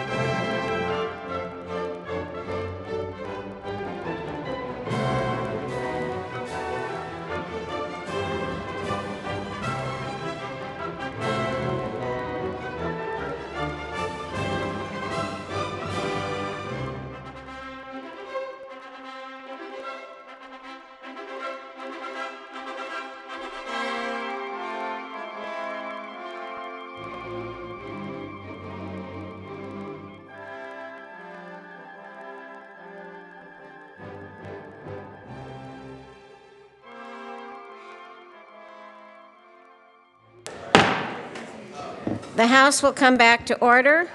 Mr. Kohler, please read the report of the Committee of the Whole. Madam Speaker, Committee of the Whole begs leave boards under consideration following attached bills being second reading, thereby makes following recommendations are on. House Bills 1001, amended 1353, amended passed on second reading, and order gross placed on counter for third and final passage. Representative Singer.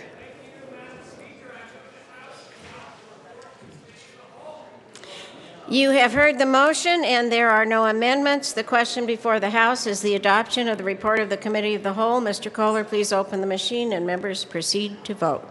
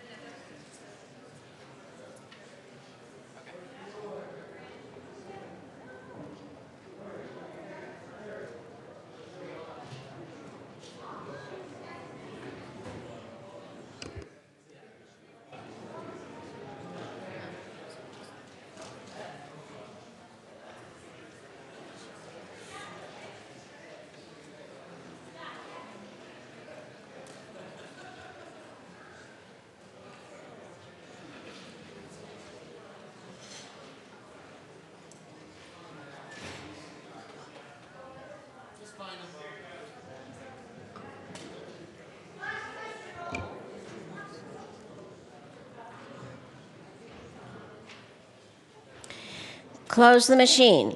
With 59 ayes, 4 noes, and 2 excused, the report of the Committee of the Whole is adopted. Representative Priola is fined $3. We are now into consideration of resolutions. Mr. Kohler, please read the title of SJR 23. Senate Joint Resolution 23 by Senators Roberts and Todd, also Representatives Lawrence and Janal, concerning the recognition of National Women's History Month and in connection therewith designating March as Colorado Women's History Month. Representative Janal and Representative Lawrence. Thank you, Madam Speaker. I move SJR 16-23 and ask that it be read at length. Not by me. Whereas American women of every race, class, and ethnic background have made historic contributions to the growth and strength of our nation in countless recorded and unrecorded ways, especially in the areas of political and social change. And whereas the United States boasts a rich history of women whose vast and courageous achievements speak to the sense of excellence and potential shared by all Americans. And whereas our country would not be where it is without the strength, bravery, insight, and persistence of the women who have come before us. And whereas American women have played and continue to play a critical economic, cultural, political, and social role in every sphere of life of the nation by constituting a significant portion of the labor force, working inside and outside of the home as everything from educators to astronauts. And whereas American women have been leaders not only in securing their own rights of suffrage and equal opportunity, but also in the abolitionist movement, the emancipation movement, the industrial labor movement, the civil rights movement, and other movements that create a more fair and just society for all. And whereas women have not only played a critical economic, cultural, and social role in our society, but women have also permanently changed the face of American government and politics. And whereas in 1893, Colorado was the first state to give women the right to vote through popular vote, and a year later, Colorado was the first state to elect women to the state legislature. And whereas the first women elected to the Colorado General Assembly in 1894 were Clara Cressingham and Frances S. Clock, both from Arapahoe County, and Carrie C. Hawley from Pueblo County. And Carrie C. Hawley has the distinction of being the first woman in United States history to initiate and get a bill passed. And whereas more than 200 women have served in the General Assembly since 1913, including Helen R. Robinson, who became the first woman to serve in the Colorado Senate, and more than 30 of those women have served in both the House of Representatives and the Senate.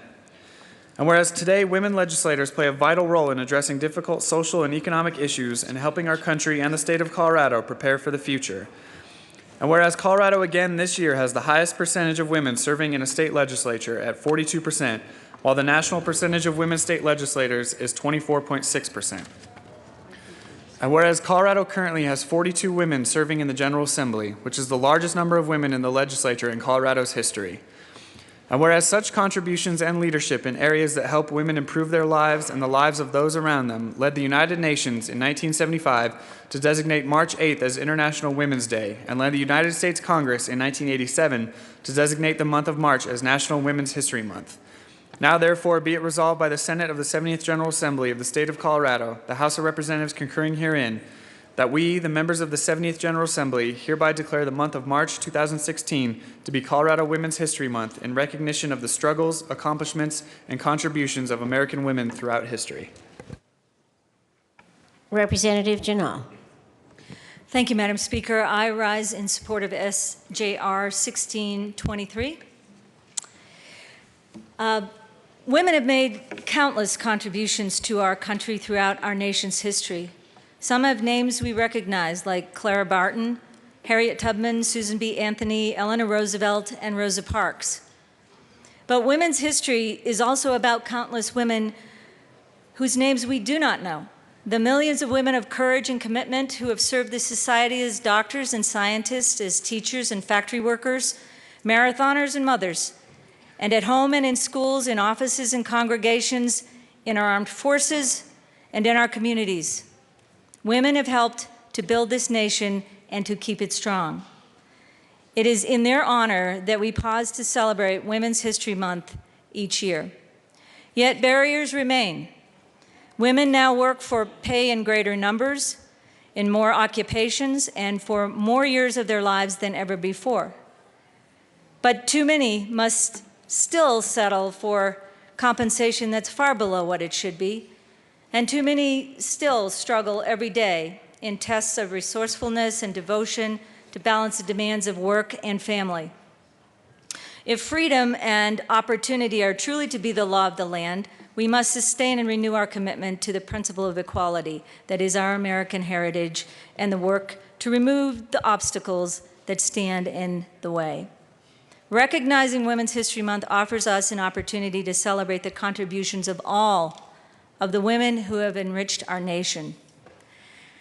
I want to share a story with you that happened last summer. I did a 10-day trek in the High Sierras in Yosemite National Park, one of the most beautiful treks I've ever taken in the United States. On these treks, you sometimes sleep in tents with 6, 8, 10 other people, and these people turn out to be some of the most interesting and accomplished folks you'll ever meet from all around the world. And usually they'll have tents for women if there's enough on the trail, or it'll be mixed. It really doesn't matter. We're all hiking and having a good time out there.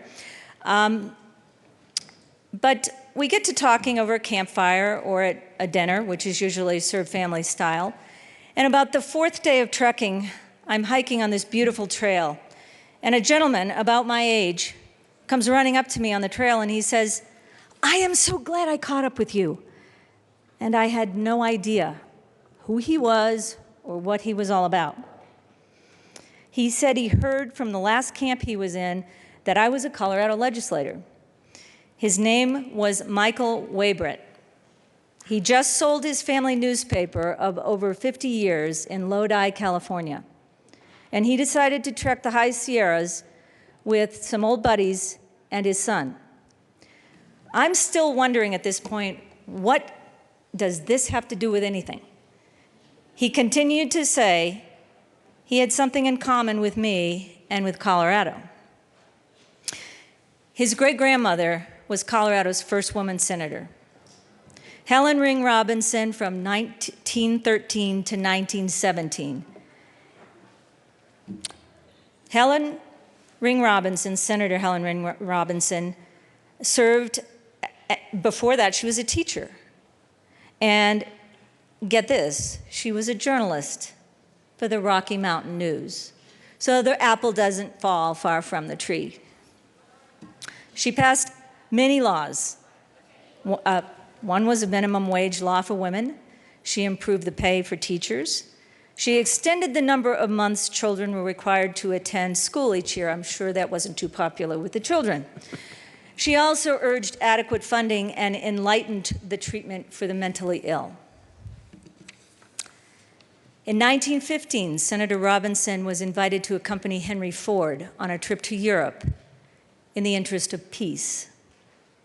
Mr. Waybright and I hiked to the next camp, and we continued our conversation. And he thanked me for what I did. But I said the real thanks was for women like his great-grandmother, who helped to pave the way for all the women who came after. And it was my true honor to meet him and learn about her. He said he never saw her photo in the Capitol basement. So the first thing I did when I got back to Colorado was I took a picture, and she is down there, and I sent one to him. And he was very appreciative of that. But you never know who you will meet and where you will meet them. But that was very, very touching to me. And one last thing I do want to mention is that the history of women in the Colorado legislature has a great past. In fact, there is a new documentary film called Strong Sisters, Elected Women in Colorado. Even Senator Helen Ring Robinson is in that, not live or filmed, but she's in that. This film does not only provide factual history of Colorado in the legislature, but oral history of over 80 elected women sharing their views and how they ran for these important positions. The writers and producers of this documentary are both elected women themselves, Laura Hopner and Meg Froelich, and their work honors Colorado women leaders of the past, and it inspires leaders of the future. Thank you for your attention, and I ask for your support of this resolution for Women's History Month. Representative Lawrence. Thank you, Madam Speaker. I'm going to make this short, members. There is a great quote from Margaret Smith Chase. She was a Republican Congresswoman from Maine, first woman ever to serve in both houses. And she said, she was by no means a feminist. And she said, I want it distinctly understood that I am not soliciting support because I am a woman. I solicit your support wholly on the basis of my 8 years in Congress. She compared management of public affairs with management of a household. Women administer the home, she explained. They set the rules, enforce them, mete out justice for violations. Thus, like Congress, they legislate like the executive. They administer like the courts. They interpret rules. It's an ideal experience for politics. And for those of us moms in the room, we know exactly how that is. For the most part, we are considered the meanies of the house because we are the ones who get to interpret our rules and enforce them in the home. And I'm looking at some of the dads out here just kind of smiling, going, yeah, you guys are the softies, we're the enforcers. Thus the voice. So thank you for giving me a little bit of time. Further discussion, Representative Buckner. Thank you, Madam Speaker. Well, Representative Singer excited me when he talked about Colorado having the largest percentage of female legislators. Well, when I was sworn in July, that made Colorado the state with the largest percentage of female legislators. So I am honored and excited to be that number. The other thing I'd like to mention in honor of Women's History Month is my mother. She was not famous anywhere else but in Lawrenceburg, Indiana, where I was born and raised. My mother had to drop out of school when she was in 6th grade to work the farm. But you would never know it by listening to her because she was one of the most articulate women I've ever heard talk. And she had knowledge about everything. She cleaned houses, and I went with her every day when we cleaned houses together. When I went to high school, my mother was determined that I was going to go to college. Unfortunately, the school where I attended would not let people of color take college prep classes. My mother said, my daughter's going to college. She is going to take college prep classes. Well, everyone at the school told her, you've got to go to the school board and see what you can do. My mother went to the school board. She talked to everyone at that school, and she said, my daughter is going to college. Now, we didn't know how I was going to go to college financially, but my mother said, my daughter is going to college. So guess what? I ended up being able to take the college prep classes, went to Ball State University with a scholarship, and the year I went to college, my mother went back and got her GED. And she became a teacher's aide. She took college classes. And in our hometown, people still talk about Mary Elizabeth Thomas because she was such an inspiration to everyone. Not just the black kids, because there weren't that many of us in that small town, but she was an inspiration to everyone. So I would like to honor my mother today, Mary Elizabeth Todd Thomas, because she was truly historical. Thank you. Representative Escar. Thank you, Madam Speaker, and thank you, Representative Buckner, for sharing that story. Women's History Month is about looking at our history and delving deeper to try and understand how women, and especially women of color, those whose narratives have been lost or omitted, lived and understood the world. Women's History Month is so important because it pushes us to search for other stories and perspectives, to look for those whose histories have not always been seen or taught in schools, and to bring to light the amazing contributions of women from all over the world in every field imaginable. Women have contributed so many wonderful things to our world, although their contributions were not always recognized, appreciated, or understood. As we know, history is multifaceted, and we discover more about it as time goes on, and finding and understanding the value of women in our shared history is something we have not always done. I stand in support of SJR 023. Representative Winter. Thank you, Madam Speaker. Thank you, Representatives Janelle and Lawrence, for bringing this resolution before us today. Women's History Month provides us a time to both look back at those women whose shoulders we stand on, but also think to the future and where we are going with women's leadership. I've spent about a decade encouraging women to run for office, and the number one reason women run for office is someone invited them. Someone told them that they believed in them and that they belonged in these seats of power and to take the votes. For me, it was the first woman president of the Senate, Joan Fitzgerald. But to every single member in here today, I give you a homework assignment. Whether you're a woman or a man, what I want you to do is go home today. Think of your wife or your sister, your mom, or a woman in your community that doesn't know she's a leader yet, that could make a difference on your school board, on your city council, or in these seats. I encourage you all to go home and invite 2 women to run for office so that we can achieve parity in this state. We're already number 1. Let's become the first. And just to leave you with a story of the strength of women and what can happen when they work together. The girls of Rwanda were at a girls' school. Some rebels came in with guns and machetes and asked the girls to divide into Hutu and Tutsi. They refused. They held hands, they held on to each other, and they were beaten. But because they refused to divide, every single girl lived. And so I encourage us to remember the girls in Rwanda and to be stronger together and to work together. Thank you. Representative Pabon. Thank you, Madam Speaker. Members, I don't have any prepared remarks, just unprepared remarks. And all I know is that during this resolution, there's at least two, but certainly 2 women that I want to recognize as part of Women's History Month. The first is the Speaker of the House, the first Democratic woman Speaker of the House, is serving right now. We are making history as we speak. The other woman is the Majority Leader, the first Latina Majority Leader, the youngest Majority Leader in our state's history.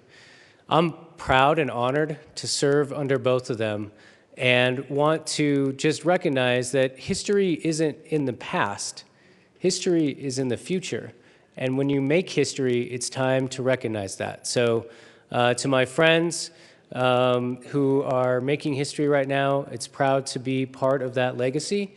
And thank you for stepping up into leadership. Thank you for stepping up to serve not just our caucus, but our state. Thank you. Representative Carver. Thank you, Madam Speaker. And I want to briefly talk about the Sisters of Loretto. These were, it was actually an order established in Maryland, and in 1812, 3 young women from that order made their way west on the wagon train, fearless, filled with conviction to go out and make a difference in the world. In 1864, these 3 young women came to Colorado while Colorado was still a territory and established the first high school and awarded the first high school diploma from that St. Mary's Academy. And so at a time when the entire culture assigned certain restrictions to women, they simply threw off those restrictions, headed west with a fire in their hearts to do what they felt was needed. And we are so grateful here in Colorado that they came to Colorado and did great work in education and other areas. Thank you. Representative Brown. Thank you, Madam Speaker, and I don't know if I can get through this or not, but I want to talk about my mom. And she's a great woman. Sorry. But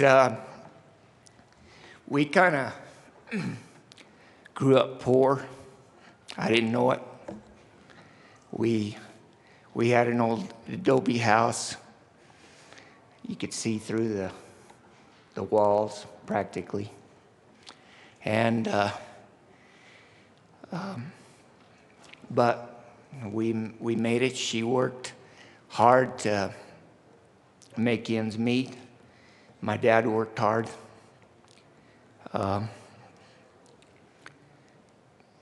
I had pretty crooked teeth, and she started a business in Farmington, a tailor business. She was a good seamstress, and then ended up with a fabric store. And I grew up on the La Plata River, and nobody on the La Plata was in sports because we didn't have a bus, an activity bus, to go up and take these kids back and forth to sports.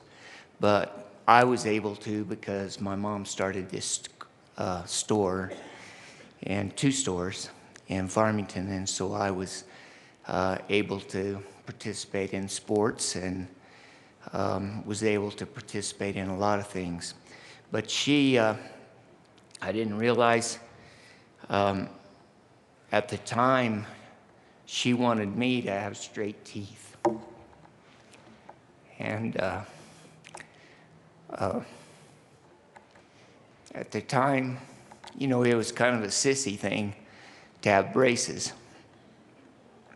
And I ended up having a lot of fights over them, but she insisted that I have straight teeth and that I go to an orthodontist, and she made sure that that was paid for. I didn't realize, you know, how much of a sacrifice it was. I kind of hated those braces myself. Kind of glad for them now. But a great woman. And there's a lot of them that never be mentioned. Thanks to all you ladies. Representative Salazar.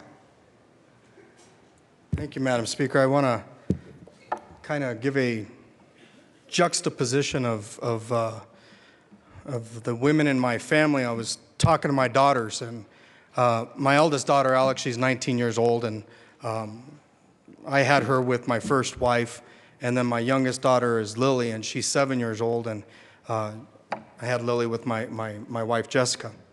And one day they were very upset. Life was just too difficult for them, being 19 and 7. Everything seemed to be a challenge for them on that particular day. And so I sat down with them and I said, let's talk about challenges and let's talk about where you're at. I said, Alex, my side of the family, women in my family have been here for generations. I said, but on your mama's side of the family, your mama immigrated here from Guatemala. She came here when she was little.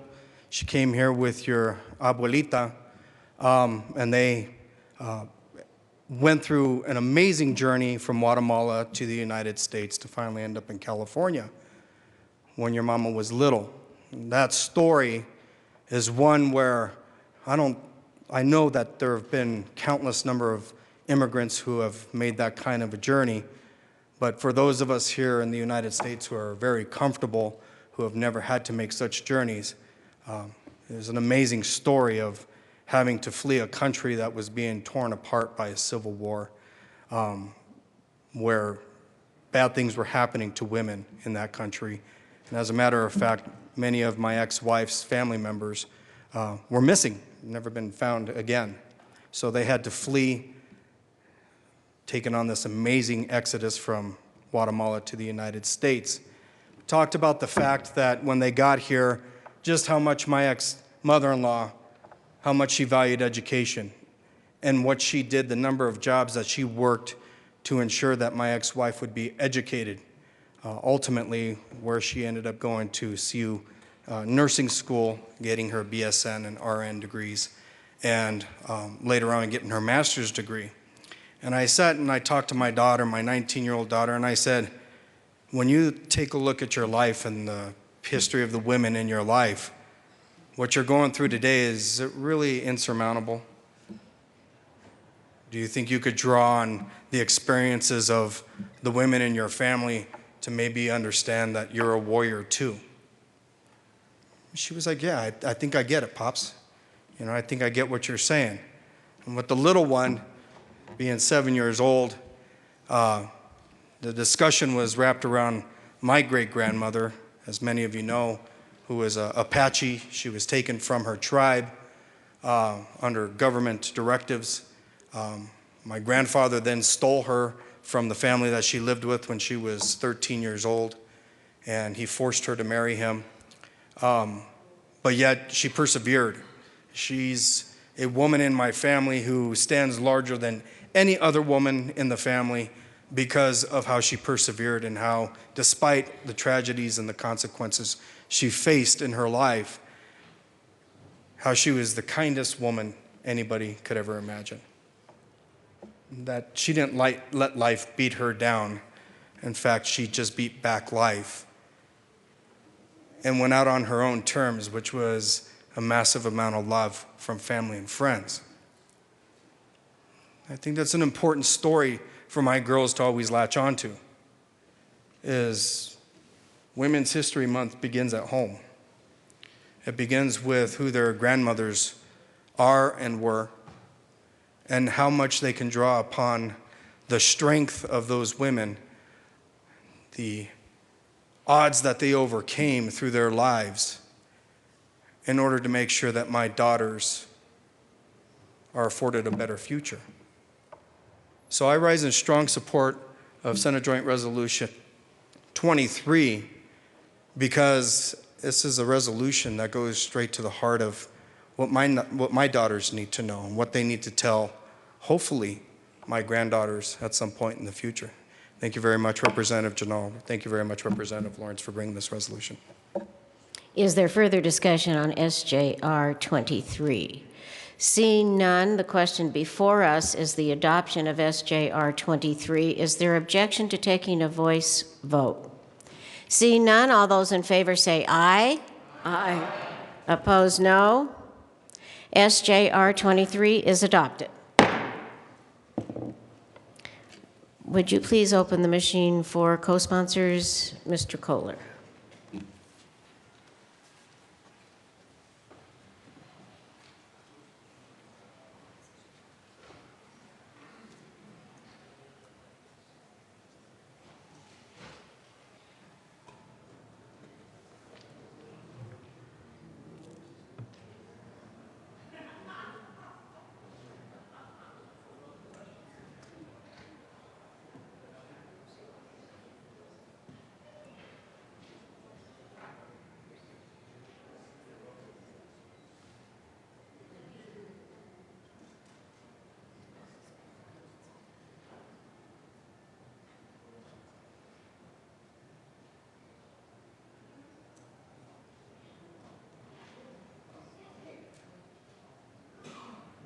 Close the machine. Announcements and introductions. Representative Singer. Thank you, Madam Speaker, and I want to welcome what I hope are the children of St. John the Baptist Academy up in Longmont, joining us in the House Gallery, and if not, I welcome whatever school group that is up there, and thank you for joining us.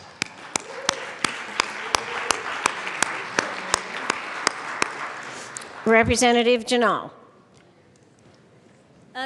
Thank you, Madam Speaker.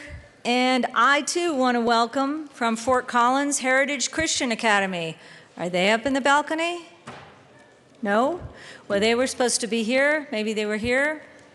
And they've left. Maybe they haven't gotten here yet. But I just want us to welcome the 12th grade class from Heritage Christian Academy in Fort Collins. Representative Kagan. Thank you, Madam Speaker. Members of the House Judiciary Committee, we have an upon adjournment meeting and we don't have a lot of time, so I would ask you to please go straight from here to the Judiciary Committee hearing. Representative Tyler. Mr. Assistant Majority Leader, Representative Moreno. Thank you, Madam Speaker. Seeing no further announcements and introductions, I move to lay over the balance of the calendar until tomorrow, Wednesday, March 23rd. The motion is to lay over the balance of the calendar until tomorrow, March 23rd. Seeing no objection, so ordered. Mr. Assistant Majority Leader. Thank you, Madam Speaker. I move the House stand in recess until later today at 1:30 p.m. The motion is to stand in recess until later today at 1:30 p.m. See no objection. We are in recess.